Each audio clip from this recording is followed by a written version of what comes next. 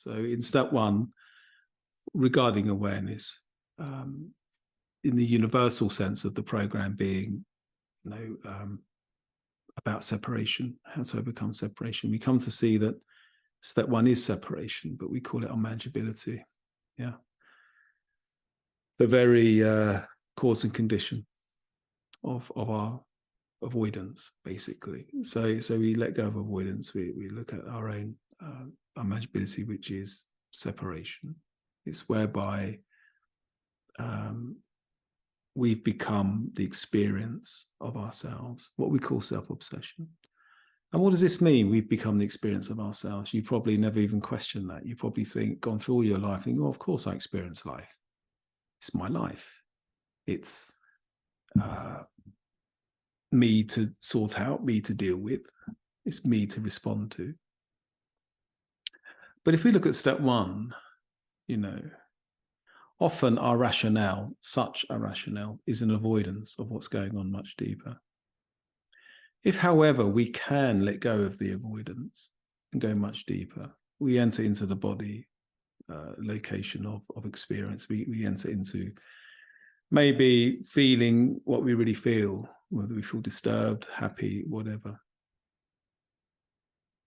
What we have to look at, what we realize when we look at our real feelings, when we look at the body sensation, the way it's laid out in the big book, it's divided into instincts. It's divided into drives. Okay, and these drives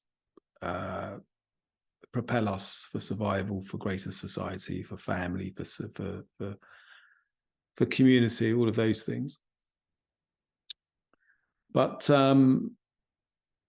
we believe that these drives then are the cause and condition for manifestations of self to occur, what we call what we call self-awareness or what have you. And all through your life, you develop a nurtured self, you develop a way of meeting those needs. And the way we meet those needs, our behaviors then become things that define us as a sense self. We call those boundaries definitions of who we are. And that's important, because we need to develop that sort of nurture. But there comes a point where we need to grow a bit more and come to see that the manifestation of body sensation is not what truly experiences you. What truly experiences you is something we come to find in step two. What we come to see in step two is something more transcendent than this dynamic of self-obsession.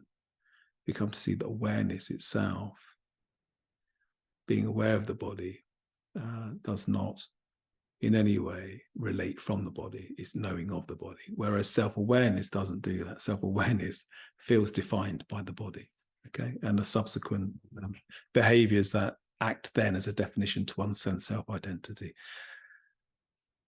What the program is asking you to do is drop that and to see that the cause and condition of your mind the body can actually come into a different association. Instead of it being given to the mind to self-contract over the cause and condition of its own thing, you can let it in to a much deeper awareness, just pure awareness. And that in step two we see as a power greater than the body, because it's transcendent. It doesn't attach to the body, or it's not defined by the body or mind. It's more of a non-local, non-personal, open heart consciousness, awareness. And then in step three, we just come to see how that awareness itself, when realized to be transcendent, is then the underlying principle to the body and the mind. It comes first. And where it comes first is then seen that it is the root source of experience. It is that is the experience of the body. There is no one experiencing the body. That's the old illusion. The old mental idea of I, self-contracted and being the experience of the body, is in what we call separation, really. And it's separate from what truly does experience. So it's caught within its own illusion. What does truly experience is conscious contact. It's that in the program promises to develop in step 11.